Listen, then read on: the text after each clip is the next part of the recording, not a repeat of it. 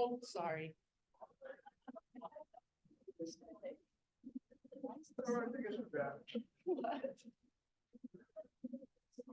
We're gonna move it all this way. Oh, this way?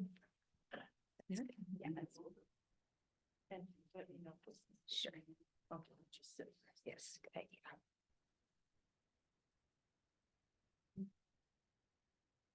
This chair has a tendency to throw people off of it.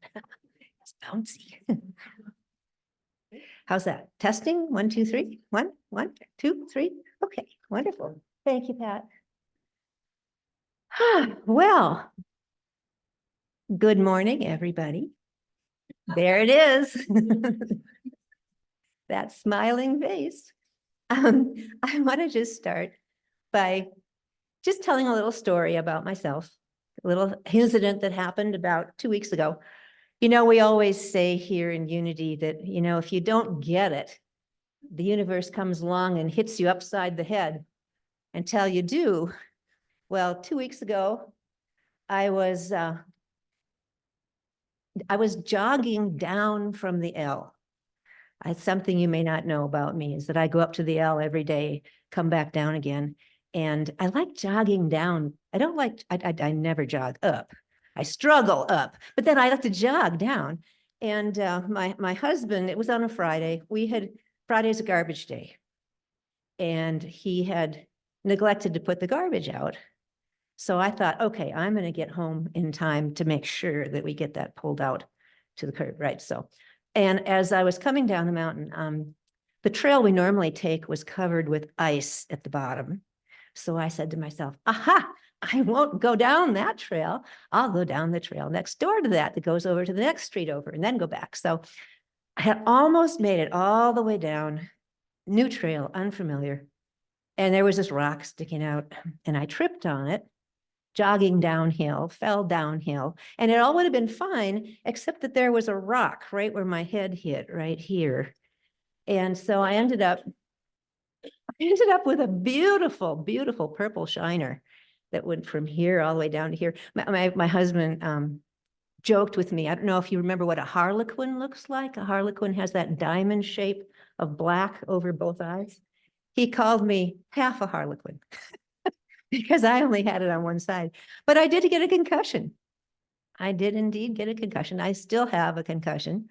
That's why I'm sitting down and being a little more, well, a little slower than usual, perhaps. It's an interesting thing. How many of you have had concussions? So quite a few folks have had concussions. Yeah. The one thing that is interesting about them is that you have absolutely no problem whatsoever thinking of nothing. Your whole brain goes on reset, and it takes a while for everything to start coming back again. And so I thought to myself, oh, universe, you are so funny. I have needed to slow down. And of course, you gave me COVID back in the fall and I didn't get it. So here we are. And now I have a concussion and I've had to pick the last 2 weeks and just be really quiet. And the first couple of days, really, truly, I didn't think of anything. I mean, I couldn't even meditate or pray. It was just like blankness, which was an interesting thing. You know,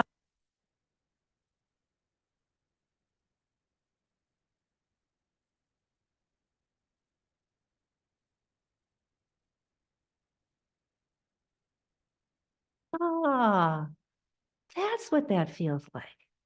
That's what that feels like. So yeah. Yeah. So new life, that's our theme for this month. Welcoming new life. And of course, the power is wisdom. How do I know when I am in touch with my new life and my spirit within me? I have a feeling of well-being. I have a feeling of being one with the moment, not in the past, not in the future, just present in the moment, in what's going on right around me, in touch with it. And I have this great sense that whatever is happening, that I'm fine and everything is going to be fine. That's how it shows up in me, this sense of wisdom. Took me a while to get there. And of course, I don't always stay there. I'm obviously wasn't there when I fell and got my concussion.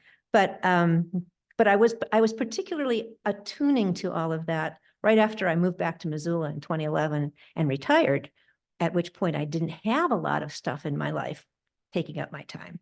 And it was amazing how the world was so rich back then. A bird singing would just be, oh man, it would capture my whole entire attention. I was just really present. Yeah, so what I discovered on my 2 weeks of up to now of concussioning here is that I had lost track of that whole part of myself, and I didn't even realize it.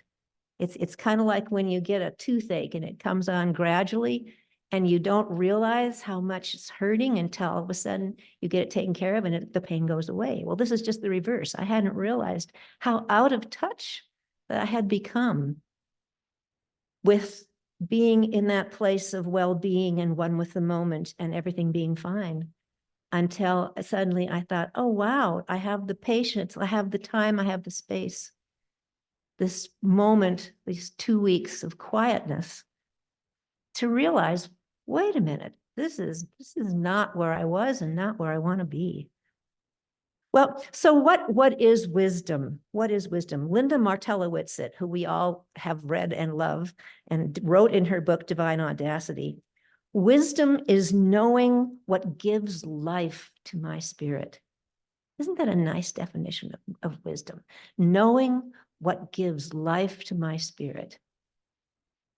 So how do we do that? We do it through right judgment, through discernment, through intuition.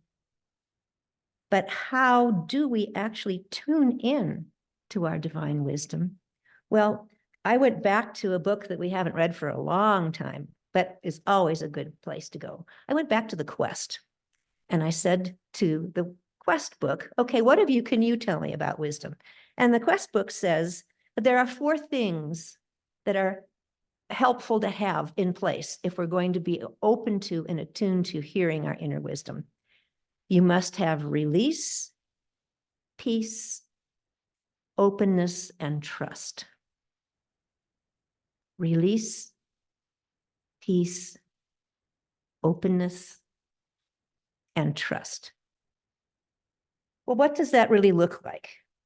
I happened by coincidence, not coincidence, never happens in coincidence, happened to find this wonderful passage that describes a person going through that experience and discovering the wisdom within her. This is a passage from Eat, Pray, Love by Elizabeth Gilbert. Probably many of you have read this book. She's a very interesting writer. She writes with a great sense of irony and humor. So if any of what I'm about to read strikes you as funny, you can go ahead and laugh. It's okay. She's describing what happened one night in November when she was wrestling with the complete failure of her life and her marriage. That's where we're entering her life right now. In the middle of that dark November night, I was interested only in saving my life. I had finally noticed that I seemed to have reached a state of hopelessness and life-threatening despair. And it occurred to me that sometimes people in this state will approach God for help. I think I read that in a book somewhere. What I said to God through my gasping sobs was something like this. Hello, God. How are you? I'm Liz. It's nice to meet you. That's right. I was speaking to the creator of the universe as though we'd been just introduced at a cocktail party. But we work with what we know in this life, and these are the words that I always use at the beginning of a relationship. In fact, it was all I could do to stop myself from saying, I've always been a big fan of your work. I'm sorry to bother you so late at night, I continued, but I'm in serious trouble. And I'm sorry I haven't ever spoken to you directly before, but I do hope I have always expressed ample gratitude for all the blessings you have given me in my life. And this thought caused me to sob even harder. God waited me out. I pulled myself together enough to go on. I am not an expert at praying, as you know, but can you please help me? I am in desperate need of help. I don't know what to do. I need an answer. Please tell me what to do. Please tell me what to do. Please tell me what to do. And so the prayer narrowed itself down to that simple entreaty. Please tell me what to do. Repeated again and again. I don't know how many times I begged. I only know that I begged like someone who was pleading for her life. And the crying went on forever. Until, quite abruptly, it stopped. Quite abruptly, I found that I was not crying anymore. I'd stopped crying, in fact, in mid-sob. My misery had been completely vacuumed out of me. I lifted my forehead up off the floor and sat up in surprise, wondering if I would now see some great being who had taken my weeping away. But nobody was there. I was just alone. But not really alone either. I was surrounded by something I can only describe as a little pocket of silence. A silence so rare that I didn't want to exhale for fear of scaring it off. I was seamlessly still. I don't know whenever I'd felt such stillness. Then I heard a voice. Oh, please don't be alarmed. It was not an Old Testament Hollywood Charlton Heston voice. Nor was it a voice telling me that I must build a baseball field in my backyard. It was merely my own voice, speaking from within my own self. But this was my voice as I had never heard it before.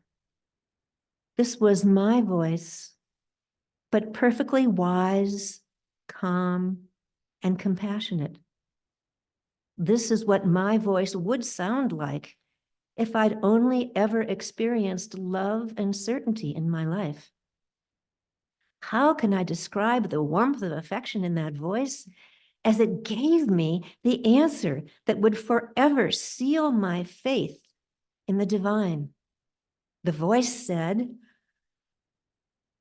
"Go back to bed, Liz." I exhaled.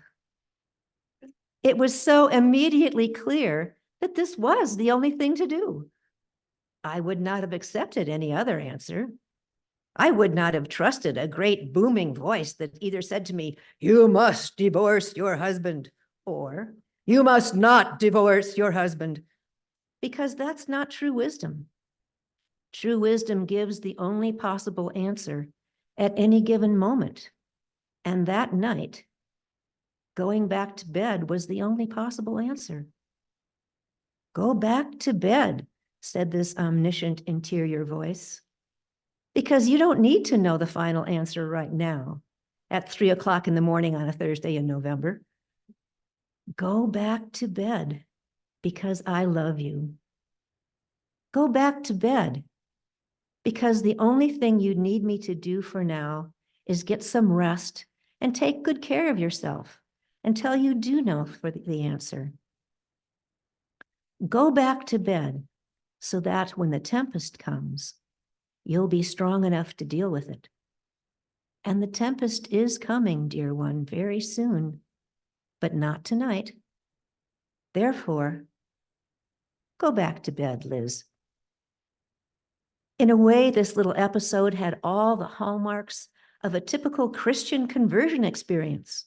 Dark night of the soul, call for help, the responding voice, the sense of transformation. But I would not say that this was a religious conversion for me, not in that traditional manner of being born again or saved. Instead, I would call what happened that night the beginning of a religious conversation. The first words of an open and exploratory dialogue that would ultimately bring me very close to God.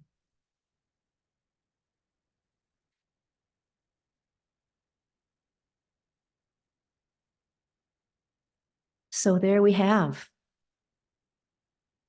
release, peace, openness, trust.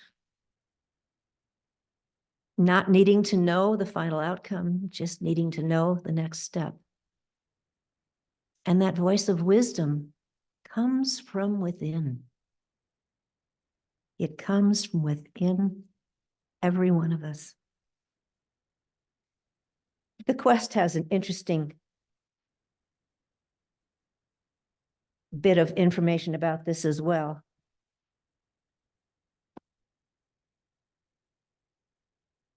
And I think, oh, here we go. All right, good. Because I typed it wrong, but here's the right page number.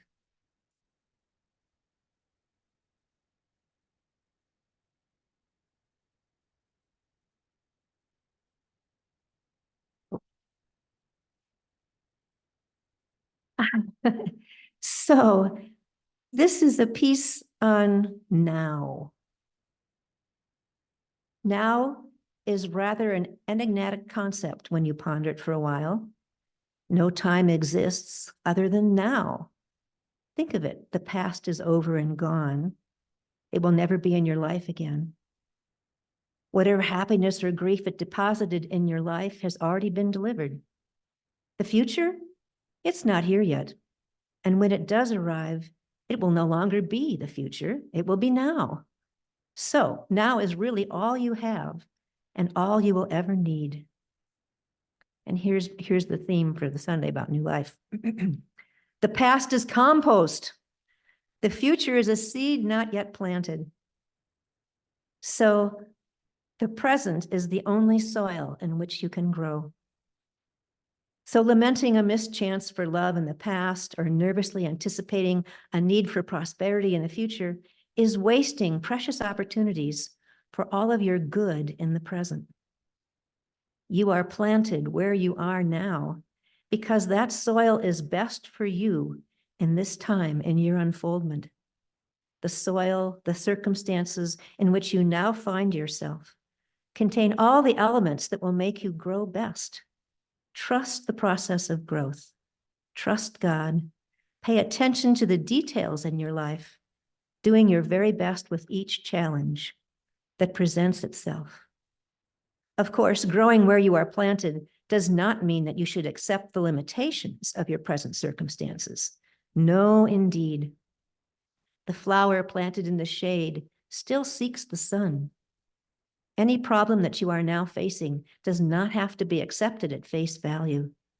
It can become a chance to grow, a chance to claim more of the good that God has for you. God's desire for you is absolute good, so do not be satisfied with less.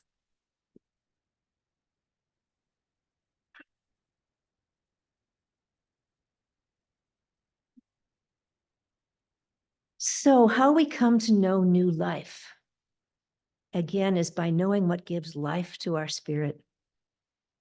And we can do that. We can pray for this, asking for wisdom to know what that is. But sometimes it seems like we don't get the answer. Sometimes it seems like our prayers are not working. So what are the things that often can get in the way of having our prayers work? Well, many of us are just finished or are in the process of reading another book by Linda Martellowitz called Divine Audacity. No, excuse me, called Discover Your Divinity. That's the one we're reading recently. And she has an interesting comment about what it is that can get in the way of having our prayers be answered. I'll be talking about several of the ideas that she has, but I want to start with this one, which is what is it that we actually are praying for? Affirmative prayer is not praying for something. It is awakening to something. It's about a shift in consciousness. As we live from this new understanding, our world changes. If our prayer is not working, or if our experience is unchanged after prayer, it may be helpful to reflect on whether we are fixated on a specific outcome that is blinding us to what else is possible. Are we so attached to a single desired outcome that we have closed our mind to other possibilities?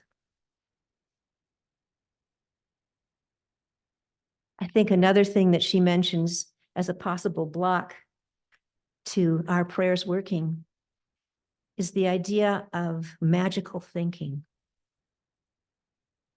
Magical thinking is thinking like, okay, so my head tells me what it is that I should be doing. So I pray for that in my head and it should all work out. Except that that ignores the fact that we need to be praying from our hearts. And oftentimes our hearts are hurting.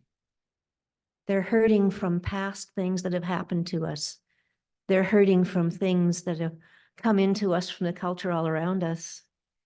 And if we don't take the time and look within to figure out what those hurts are, then our head just does what is known as a spiritual bypass. It says, oh, we don't need to figure that out. We'll just ask for this. And unfortunately, the hurt and the cause of the pain is still there in our hearts. So we need to uncover what those hidden beliefs are. We need to transform them by working from our hearts. That's kind of what happened in my concussion, because I know I spoke with all of you not that long ago saying, oh yeah, I figured this out. I'm going forward now. I got a better handle on things. Yeah, well, no. It worked for a little while, but yeah, when I came out of my concussion, I thought to myself, I am not where I want to be. And whatever it was I was doing before has not been working. So I need to figure out how to get that connection to spirit back. I need to get back into my inner wisdom. How do I do that? Well, I would like to suggest to you, this is what I'm doing, and hopefully it'll work for you as well. This little booklet that we're all going through right now is really a fantastic little booklet. And what I have found for myself is that when I read one of these that really, really resonates, and if you will, hits me right between the eyes or on the temple, as the case may be, it's kind of a little guidepost that says, oh, there may be something deeper going on this one that you should pay attention to. So I've got a couple of them here that I just wanted to hit some high spots that happened to really catch my attention for myself. Right off the bat, Ash Wednesday. I mean, here we are just getting into this whole thing and bam, the very first one hits me right between the eyes. Shame comes from believing we are not enough and are unworthy of belonging. We make mistakes and then fall into the trap of shame and guilt. The more we do this, the more we believe we are separate from God and unworthy of our divine identity. It also keeps us from being fully vulnerable and connecting with others at a deeper level. Yep, so that one just caught my attention right off the bat. And then a little further on, talking about moving too fast, February 28th, I let go of overwhelm. We live in a fast-paced culture that creates expectations and demands that we stay busy and productive. Whether we realize it or not, most of us create an identity and self-value that is tied to working and doing.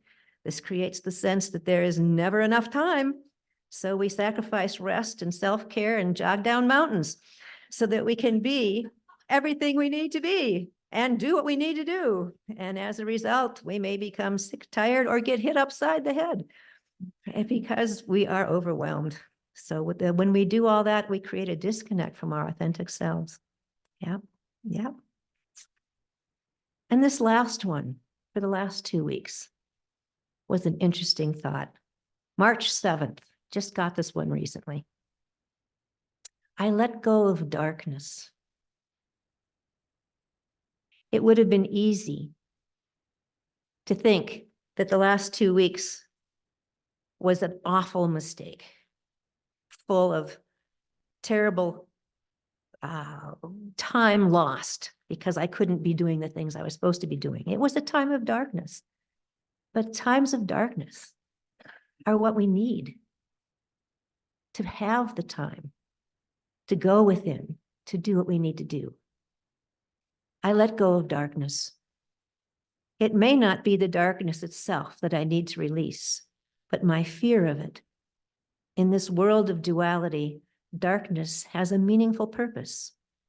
When I let go and trust the one power, spirit, I open myself to new ways of knowing and being.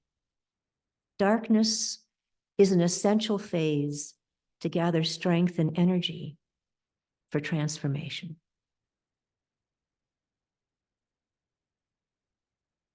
So we're talking about new life, talking about analogies that have to do with new life. So I found one more that is just a really sweet way to kind of think about this whole process of pursuing our spiritual good, of understanding what it is that brings us to our higher spiritual place. This section is called Like a Corn Seed. A friend of ours eloquently describes her childhood days on a farm. She remembers how her father tested seeds to find which variety would grow best. He had a gray woolen sock in which he would place several kinds of dried corn kernels. The seeds would sprout in secret in the darkness of the sock. No light was ever permitted to touch the sprouting life, for if it did, the seeds would not grow. They had to develop their own inner light. The change, the growth was taking place inside. Our friend explained that this transformation from a seed to a plant was a most fragile process and had to be shielded from the outer forces in order for the sprout to gain its own strength. This is a perfect parallel to our own spiritual growth. Transformation is an inner process and has to begin within, where it can call upon its own light and strength. Just like the sprouting seed, we too diminish and cease to grow if we are subjected to too much of the outer at this fragile time. Inner change is taking place in you right now. Draw upon your own spiritual strength and wisdom, the presence within you to nurture and sustain you. This transformation process is an inside job. New thoughts, new beliefs, new feelings, new discoveries of our spiritual nature bring on inner change and make us act in new ways. That is the kind of change which allows us to live different lives and, in fact, to be different people when we then go to the outside.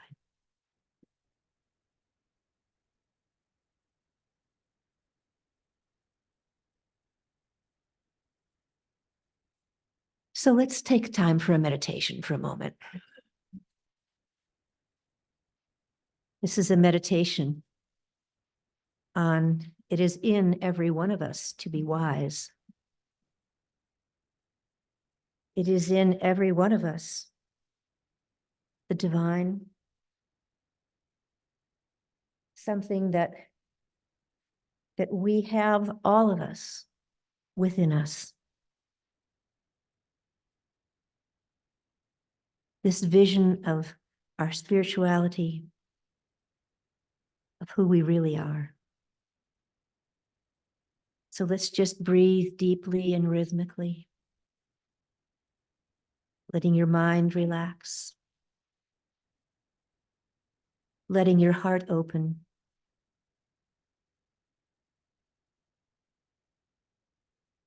Enter into that place within, to the richness of that silence within, allowing ourselves to feel no separation from the awesome presence of infinite life, love, and wisdom. Allowing ourselves to be one with this presence.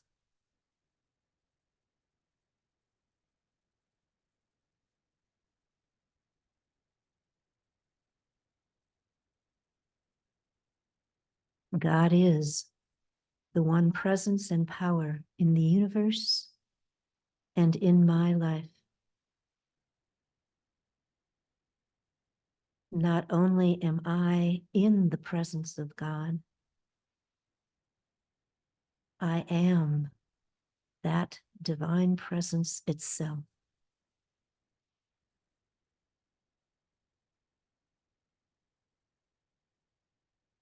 At one time, I may have believed that God was outside of me. Later, as I came to regard myself as a spiritual being, I understood that I had a spark of the divine within me.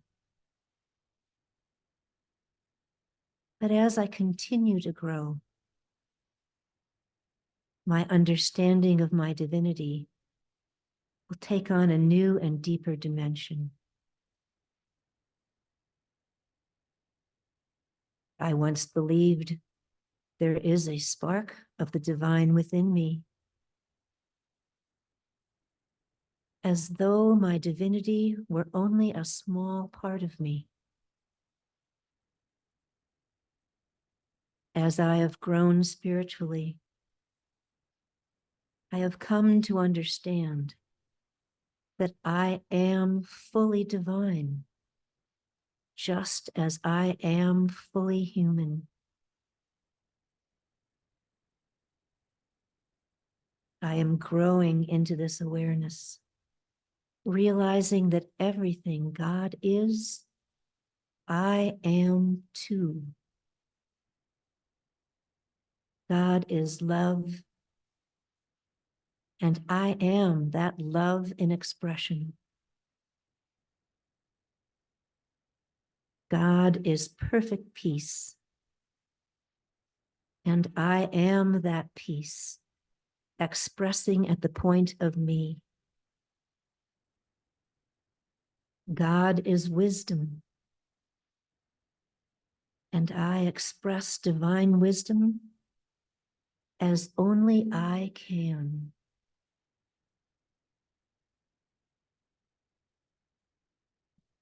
I know true oneness when I no longer think of these divine qualities as something to ask for or even acquire. Instead, I see them as mine to master and use. I am fully divine, just as I am fully human. The presence of God is not just in me. As a divine being, I am expressing the presence of God as only I can.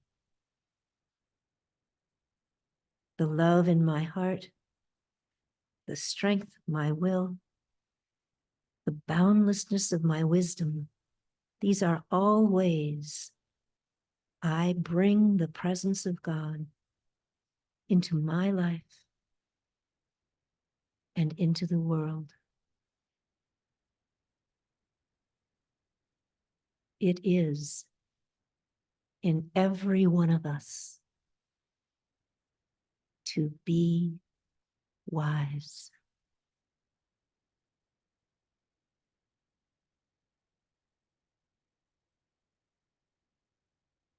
So I invite you now to come back to this place and space.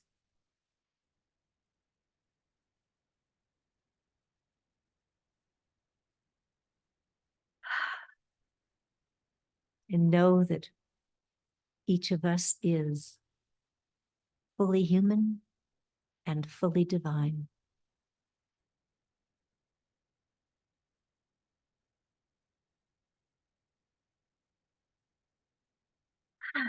Okay.